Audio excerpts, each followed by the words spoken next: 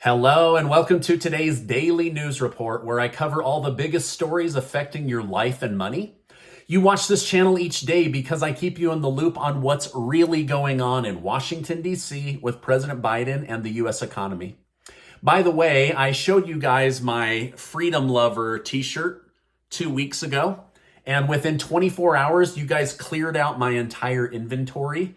Sorry about that. But I wanted to let you know that the shirts and the Freedom are back in stock, and I'll make sure to leave a link below. I'm also going to do a Freedom Lover hoodie that I'll be selling and also giving away. Remember, all proceeds from shirts, hats, and hoodies goes towards the giveaways that I do right here in my YouTube community. So I'll leave a link below.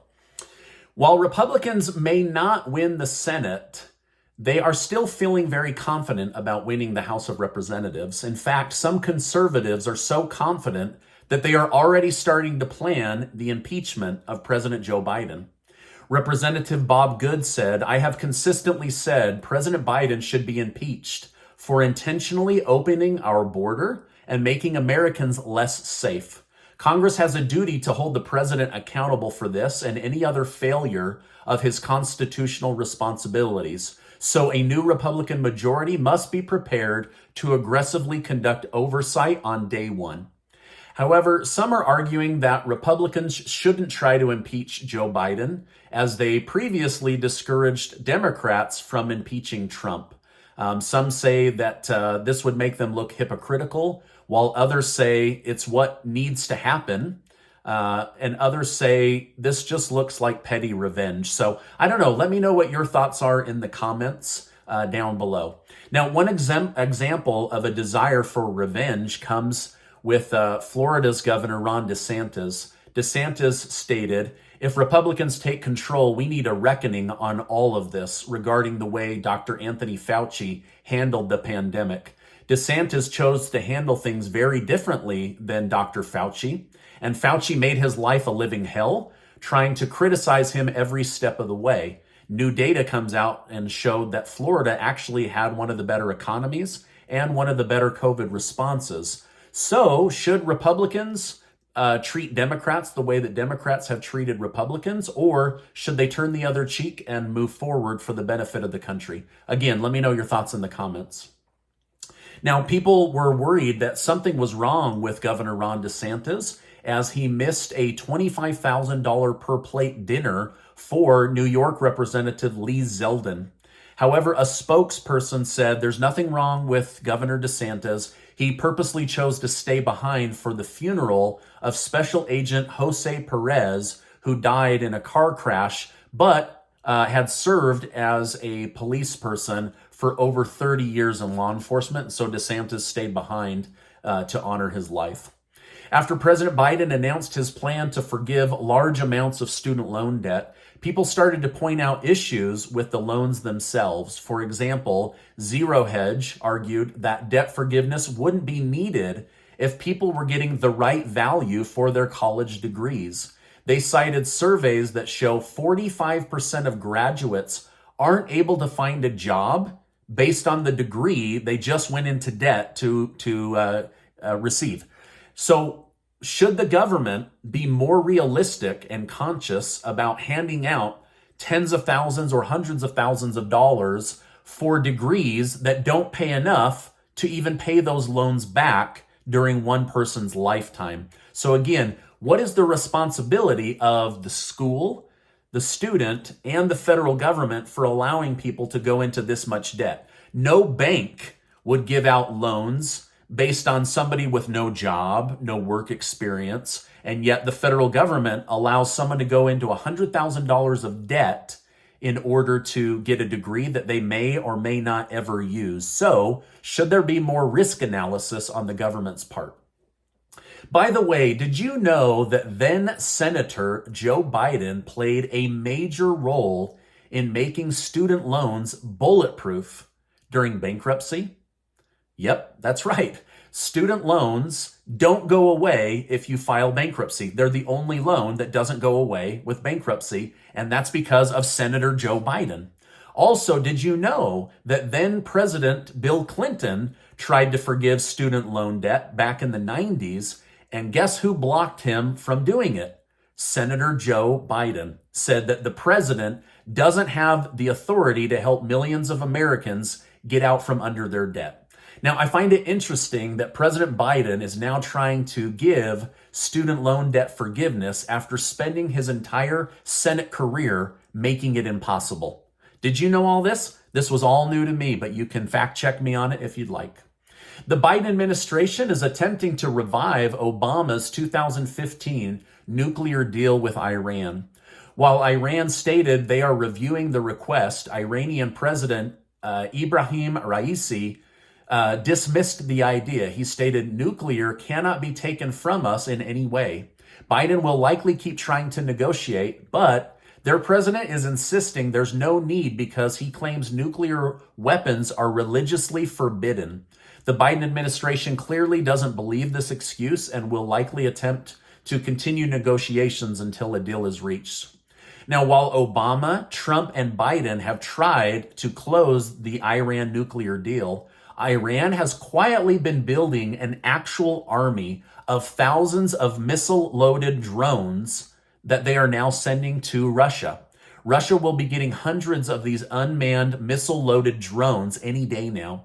Some worry that this could be the real beginning of the war and the beginning of World War III, as this is the first country to send military aid and equipment to Russia as Russia attempts to conquer Ukraine. So all this money's been flooding into Ukraine, weapons into Ukraine, support into Ukraine. This is the first country to send military aid and weaponry to Russia. Also, NATO partner Turkey seems to be leaning away from NATO and towards Russia as they are signing energy agreements and deals in the Russian ruble.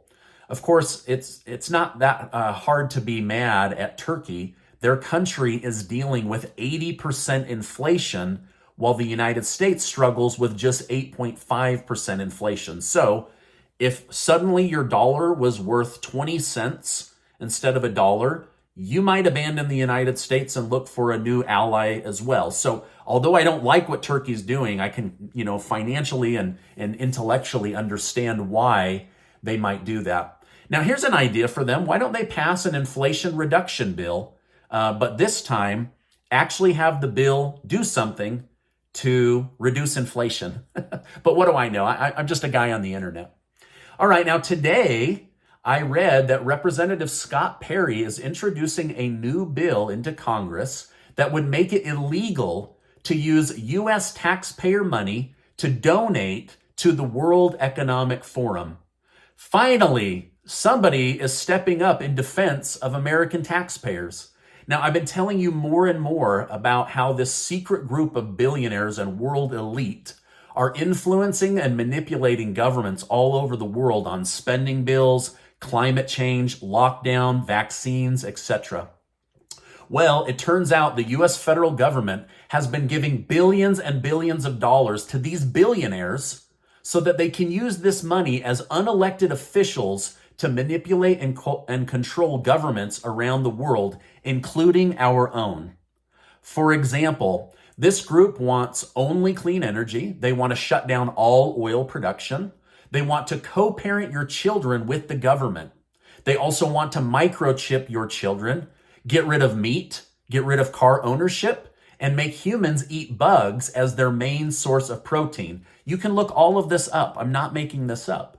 So this representative, Scott Perry, wants $0 of taxpayer money going to this group. However, I fear their influence has dug too deep into our own government. I mean, look, we all found out that the main driver behind the Inflation Reduction Bill that doesn't actually do anything to reduce inflation was actually created by a non-elected official, Bill Gates. Bill Gates came up with the bill. It wasn't Biden. It wasn't Manchin. It was Bill Gates, and he is one of the top leaders and donors to the World Economic Forum. So this is why I'm saying they're already infiltrating our government, and it might be too late. But this Scott Perry is standing up for American taxpayers and saying no more. So hopefully something will come of that. Now, another bill is being introduced by Representative Eleanor Norton. Miss Norton is asking the federal government for $50 million in cash to be used towards food needs for the country. Now, at first I thought, this is amazing. This is absolutely amazing. However, upon digging in, I realized that none of this will go towards tax-paying Americans. She wants $50 million in additional funding to robustly feed illegal immigrants coming into the United States. She worries with inflation and high food prices, the already existing $150 million budget simply won't be enough. You guys, are you worried about inflation? Are you worried about food prices? Are they using $150 million to help you deal with this? No. You have to come in here illegally in order to get this help. And now they're saying, gosh, with inflation and food prices out of control, we need to give $50 million of cash in addition to the $150 million so that these people can eat. I mean, this really, really bothers me. The federal government continues to give the middle finger to their own tax-paying citizens as they rob them blind in order to give royal treatment to those that aren't here and aren't paying taxes. I mean, I see homeless people on the street, but then I have to report to you that illegal immigrants are getting $700 a night suites in New York City. I read about baby formula shortages and the United States begging other countries for help. Then I see video footage of warehouses stuffed full of baby formula at the border. I mean, this stuff really bothers me.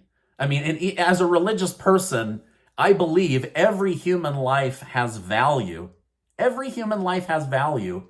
But when I see the government robbing people of their hard-earned money to give it to somebody else, that just really, really makes my blood boil. I mean, our own food banks can't even keep up with the demand. Food prices are skyrocketing, and yet if you come in here illegally, you get treated like royalty.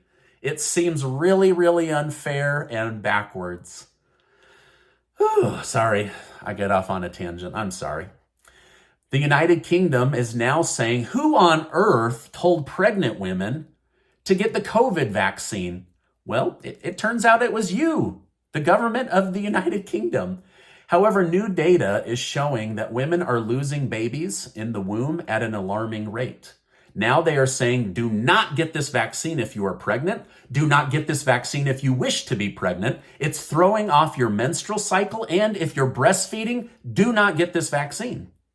The United Kingdom literally has a massive pileup of lawsuits coming against them with new data coming out. And they don't know what to do with it. And now they're saying, who authorized this? Who told you guys to do this? It was you. It was you forcing it down people's throats. All right, now California recently committed to phasing out gas-powered cars by the year 2035, and another 15 states have decided to follow California's example.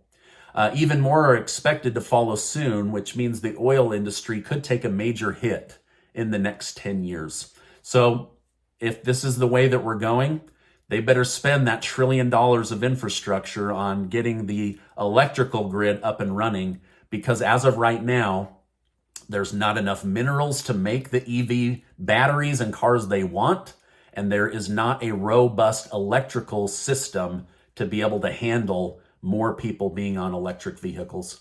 But we've got 10 years to get it done, so let's see what happens. All right, now this is my update for today. As I know more, I will definitely come on and share more with you. I apologize for getting rallied up. It just really makes it's hard. Imagine me, I get 5,000 comments a day. I read through them, people struggling, and then I have to report what the federal government's doing for everybody but you. It just really, really bothers me. I apologize for losing my cool. All right, now before you go, Casey and I are trying to help out as best we can. Take 20 seconds to go sign up to be one of the $1,000 per person giveaway that we're able to do thanks to generous video sponsors. I could not do it without the video sponsors, without the t-shirt sales, the hats, and the hoodies. So I'll also make sure to leave a link below. We're just doing the best we can to help out. And so anyway, we really, really appreciate you guys being in our community. I want to remind you before you go that you are amazing. I really, really believe that. Never, never forget that. Also, make sure to check out this video from yesterday. Elon Musk issues a dire warning to President Biden and the American people. Don't miss it. Hey, thanks for stopping by today. I appreciate you being in my community, and I will see you on the next video.